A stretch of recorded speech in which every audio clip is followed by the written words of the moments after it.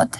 Tako da finaliziram, ova društvena definicija u mojim očima ne imala se najiskrenije, najlijepi po ovome što je nekada rečeno i istraženo.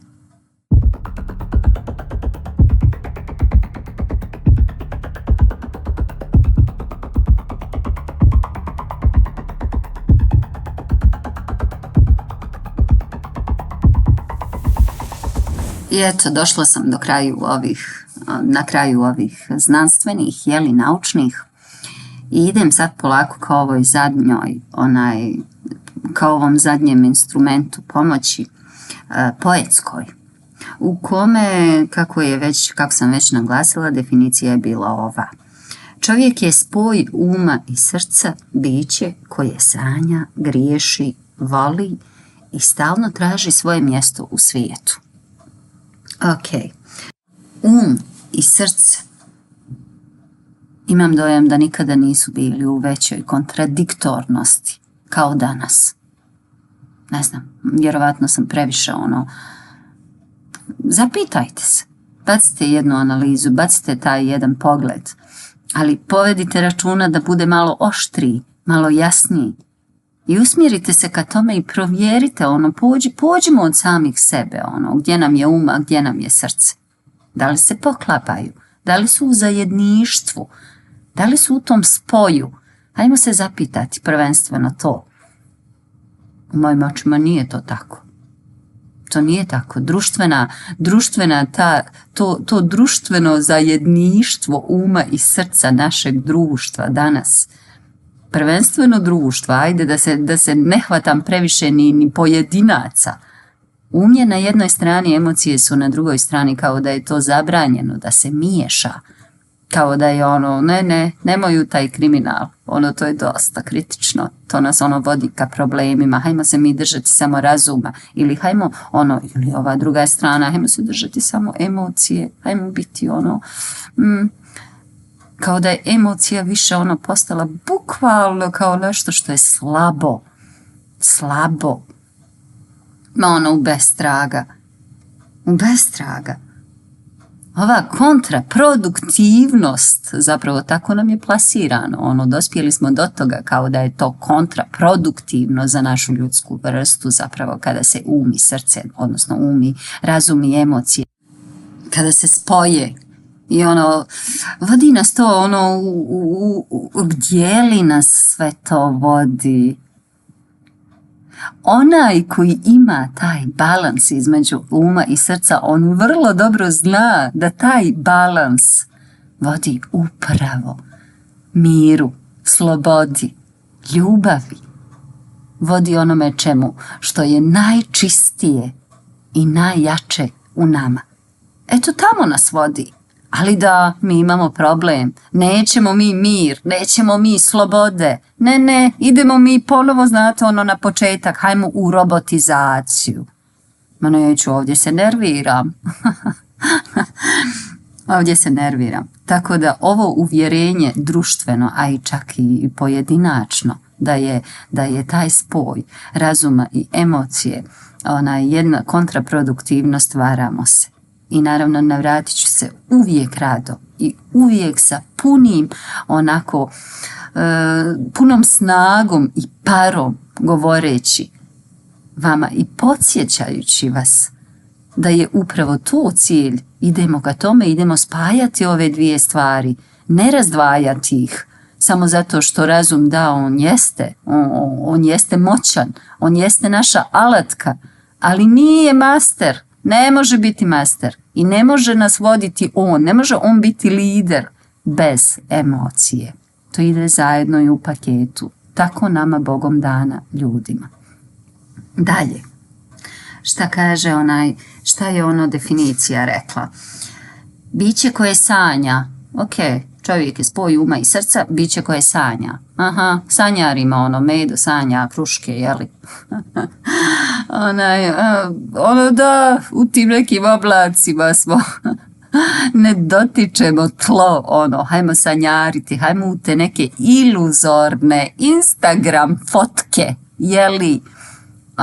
gdje smo dobro najprije uradili te photoshope i dobro smo sve ona bijela, ona crna, ona roze boja, pa možda bi boju karmina trebala malo ojačati, možda bi trebala povećati usne, nije mi ova slika baš najbolja, i onda to ide upravo ka tom sanjarenju, upravo izvan realnoga, u jedan iluzorni put. Ne, hvala svakoj aplikaciji, ona je tu da nam pomogne, ali zašto biramo, zašto mi ljudi biramo da radimo i predstavljamo sebe onakvima kakvi nismo? Zašto uvijek taj kompleks ili zašto smo dozvolili da nas sumnja i slabost u sebi zapravo vuče ka tome, da se predstavljamo bilo kome onakvima kakvi nismo. Tako da stop sanjarenju. I navratit ću se naravno. I ovo je vrlo jedna tematika koja je opširna i kojoj ću se rado vratiti. Naravno u sljedećim epizodama. Dalje. Čovjek je spoj uma i srca, biće koje sanja i griješi. Stigla sam dotle. Griješi. Pa po imam dojam da je danas pogriješiti i biti grešan i bukvalno sve nekako u tim vodama da je to osuda. Pogriješiti danas u današnjici je osuda. Kao da je potražnja i kao da smo se usmjerili ka tom perfekcionizmu, kao da je perfekcionista ono što diktira kako se trebamo ponašati, kako trebamo razmišljati, kako trebamo funkcionisati u svojim životima. Ma daj, ponovo kažem stop tome. Kada griješimo, učimo. Zašto je griješiti? Zašto je griješiti loše? Kada griješimo, učimo. Ali vidite, nije nam dozvoljeno da griješimo. I to nekako vodi onoj analizi, pa ok, ako ne smijemo da griješimo, to zapravo vodi ovoj tužnoj i bolnoj rečenici koju ću izgovoriti. Ali ako ne griješimo, ponovo kažem, ne učimo. To znači da smo prestali učiti. Kako je to samo bolno. Katastrofa. Idemo dalje. Čovjek je spoj uma i srca, biće koje sanja, griješi i voli. Jao. Ljubav, dospjela sam do nje. Ok, sjajno i bajno. Mislim, ovdje mogu reći sebi, šuti. Nemoj puno loše o tome. Nemoj ulaziti u to baš onako ironično, kritično. Jeli kako sam do sada u svemu ostalo.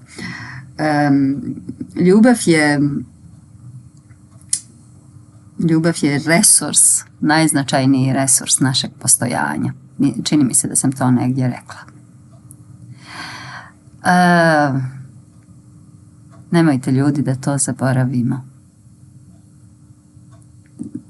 Ipak ću se držati kako sam i naušla u objašnjenju svega ovoga. Šuti. I negdje ću tako dobro u nekim sljedećim epizodama pobaviti se sa ovim najznačajnijim resursom. I tačno baciti dobru jednu analizu na koji način mi danas doživljavamo ljubav, na koji način je izražavamo i kojim to koracima mi konzumiramo sve to što zapravo čini i jeste ljubav. I ova zadnja, čovjek je spoj uma i srca, kao jedan mali papagaj s ovim definicijama, ali eto, shvatili ste da se drži njih. Čovjek je spoj uma i srca, biće koje sanja, griješi i voli i stalno traži svoje mjesto u svijetu. Tražimo svoje mjesto u svijetu. Da, u svemu trebamo tražiti svoje mjesto u svijetu. Tražimo se. Zašto smo zaboravili tražiti se? Jer kada tražimo, mi se pozicioniramo I kada ta pozicija, kada se fino smjestimo u svoje životne pozicije, ona nosi sa sobom apsolutno sve odgovore i apsolutno imamo i snagu, imamo i hrabrost, imamo i smjelost i to nas daje nam onaj vjetar, kako naš narod kaže, vjetar u leđa, jeli? Tako da ove pozicije uvijek su nam dobro došle, uvijek. Ok, ljudi, mislim da sam dospjela do samog kraja svoje jeli, te povijesne instrumentalizacije i umiješala sa onim što jeste danas i što zapravo jesmo i nadaleko i na blizu. Ja znam da možda u nekom dijelu bila sam malo detaljna, u nekom dijelu bila sam opširna, dakle imao je ta jedna mješavina onoga i što je na široko i onoga što je sitno, ali shvatili ste moju poentu. Shvatili ste da danas uopće nije važeće ono što se nekada definisalo i ono što se nekada postavilo kao jedna identifikacija onoga ko smo i šta smo. Ja vas u svojoj 3. epizodi pozivam da nastavimo, idemo dalje. Ja ne mogu stati, ovdje se nestaje, ovdje kada čovjek nauđe u ove vode i u ove resurse, shvata da je to jedna neiscrpna tema. I ne mogu tek tako samo ići i samo precizirati neku drugu temu, ne. Idemo dalje o ovome. Želim i dalje smetati, parati uši malo svojim ironičnim analizama. Nadam se da vam se dopalo. Nadam se da ste se pronašli u njima. Nadam se da prije svega zaboravili smo, negdje sam rekla, zaboravili smo si postavljati pitanja. Tako da hajmo postavljati pitanja. Hajmo, idemo u to. Puno vas pozdravljam, želim vam dobar život, kvalitetan, dobar, ispunjen život sa puno spoja uma i srca, sa puno jezičko vokabular da vam je ispunjen toplotom i dobrim, lijepim, čistim namjerama, da vam je društveni odnos baš s lakoćom u komunikaciji s ljudima, da se ne plašimo, želim vam to i pozivam vas naravno na daljnje slušanje Balkan Filija. Ćao ljudi!